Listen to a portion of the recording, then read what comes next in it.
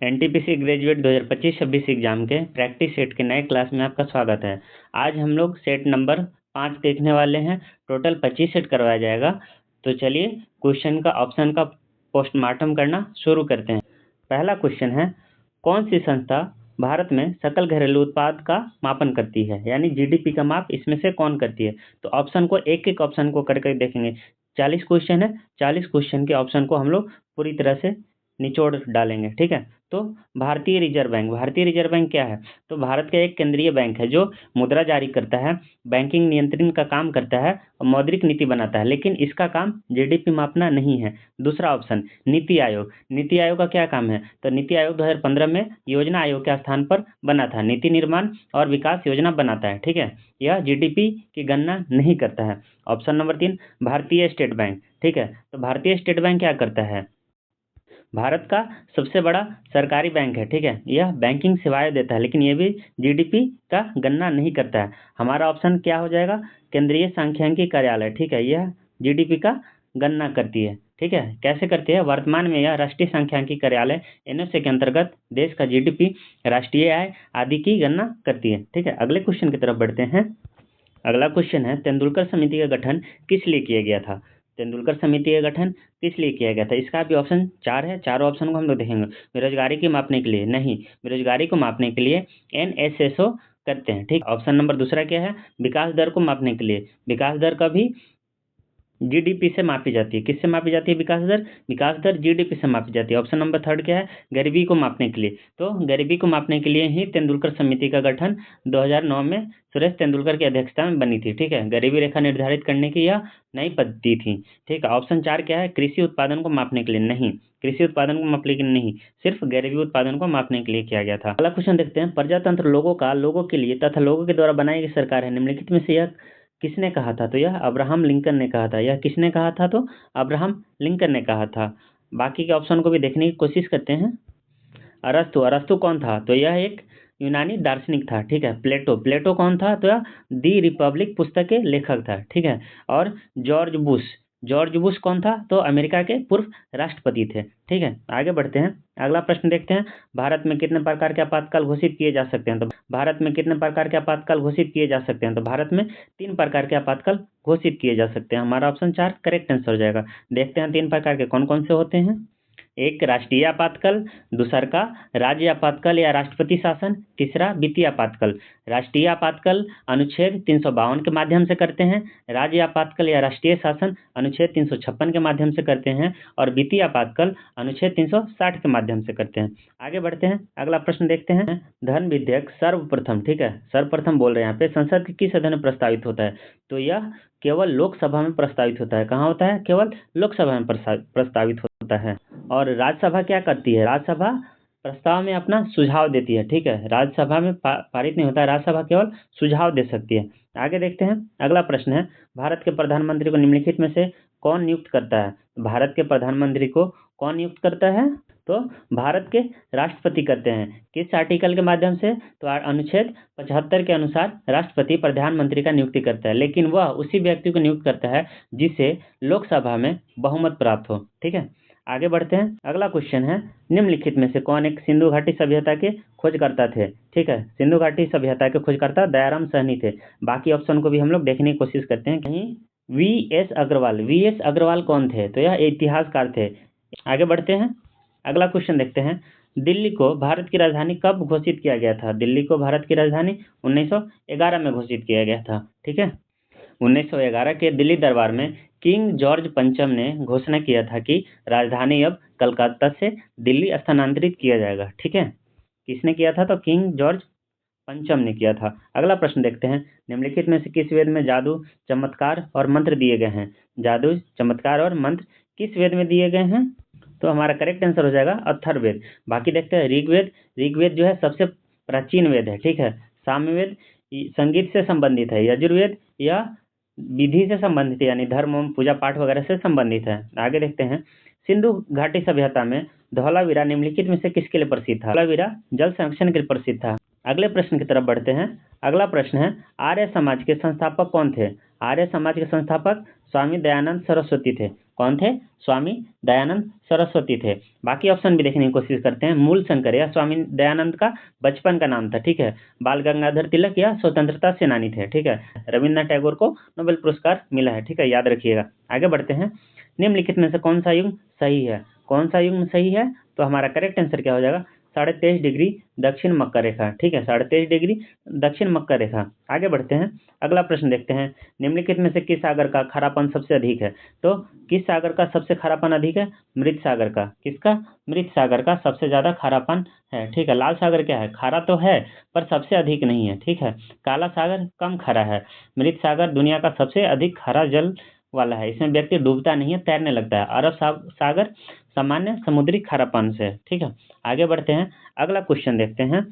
चापाकार झील की रचना तब होती है जब नदी, ठीक है, चापाकार झील की रचना तब होती है जब नदी तेजी से बह रही हो, नहीं।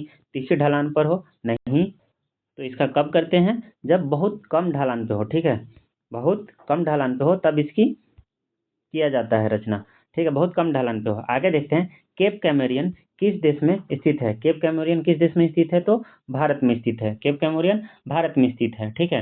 भारत में कन्याकुमारी जो है उसको केप कैमोरियन के भी नाम से जाना जाता है। भारत का दक्षिणतम स्थल बिंदु इसे बोला जाता है, ठीक है। और आगे देखते हैं, दक्षिण अफ्रीका। दक्षिण अफ्रीका में क्या था? तो केप ऑफ गुड होप यहाँ है, ठीक है, कैमोरियन नहीं है। आगे देखते हैं, अगले प्रश्न की तरफ बढ़ते हैं। निम्नलिखित में से कौन सी कोशिका अंग केवल वनस्पति कोशिका में उपस्थित होती है? निम्नलिखित में से कौन सी कोशिका अंग केवल वनस्पति में उपस्थित होती है? तो वो क्या होती है? तो कोशिका भित्ति होती है। क्या होती है? कोशिका भित्ति होती है, ठीक ना। और इसको बाकी देख लेते हैं। कोशिका झिल्ली दोनों में पाया जाता है, पादप और जंतु में, दोनों में पाया जाता है। आगे देखते हैं, अगला प्रश्न देखते हैं। निम्नलिखित में से कौन सा मानव शरीर का एक अवशिष्ट अंग है? कौन सा मानव शरीर का एक अवशिष्ट अंग है? तो अक्ल की दाढ़। क्या है? अक्ल की दाढ़। जो चौवर्णक दांत जो होती है ना, अब उसका हम लोग बहुत कम यूज करते हैं, इसलिए वह अब अवशेष मानी जाती है, ठीक है।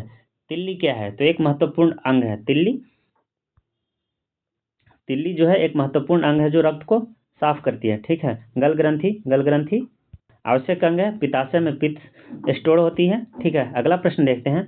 निम्नलिखित में से कौन सा एक अनुवांशिक विकार है? कौन सा एक अनुवांशिक विकार है? तो डाउन सिंड्रोम। डाउन सिंड्रोम क्या है? तो एक अनुवांशिक विकार है, ठीक ना। गुणसूत्र संख्या में असमानता होने के कारण यह उत्पन्न होती है। हाथी पाँव क्या है? तो हाथी पाँव फाइलेरिया से होता है। हाथी पाँव फाइलेरिया से होता है।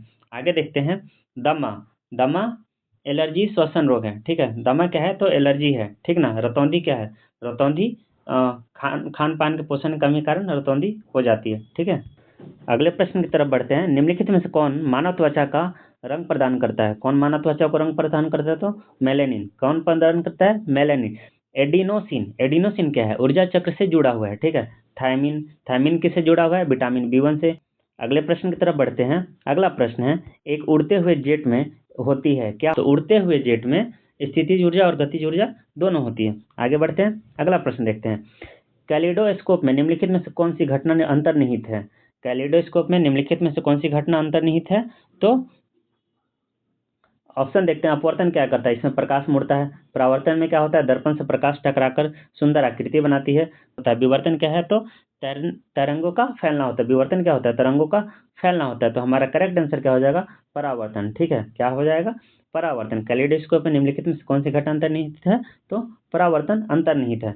आगे बढ़ते हैं, अगला प्रश्न देखते हैं। आवर्धक कांच में डैश लेंस का प्रयोग होता है। आवर्धक कांच में किस लेंस का प्रयोग होता है?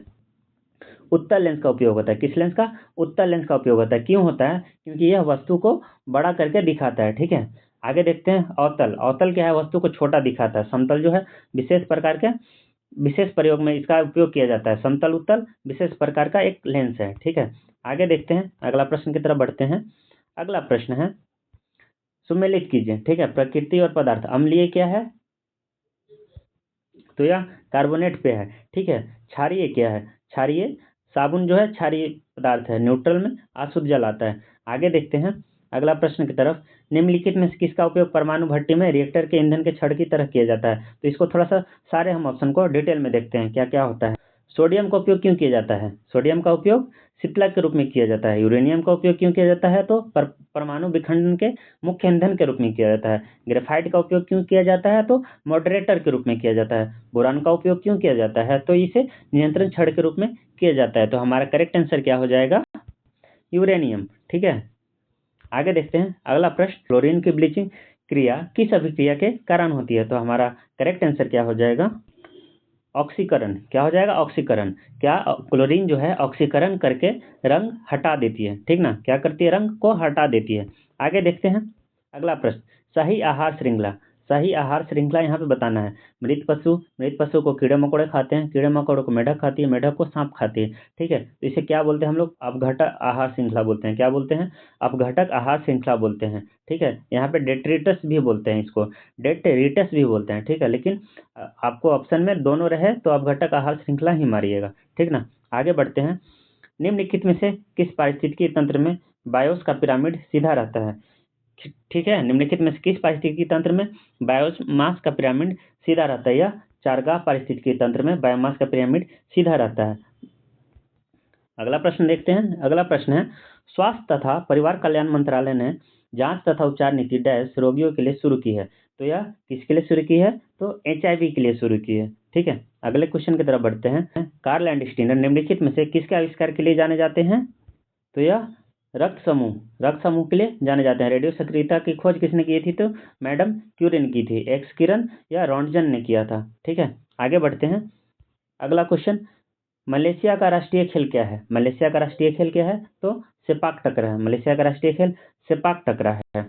अगले क्वेश्चन की तरफ बढ़ते हैं। दोस्तों, अगर आपको कंटेंट अच्छा लग रहा हो तो चैनल को सब्सक्राइब कर लीजिएगा और वीडियो को भी लाइक कर दीजिएगा और बने रहिएगा चैनल के साथ, ताकि आने वाली वीडियो का नोटिफिकेशन आपके पास पहुंचती रहे।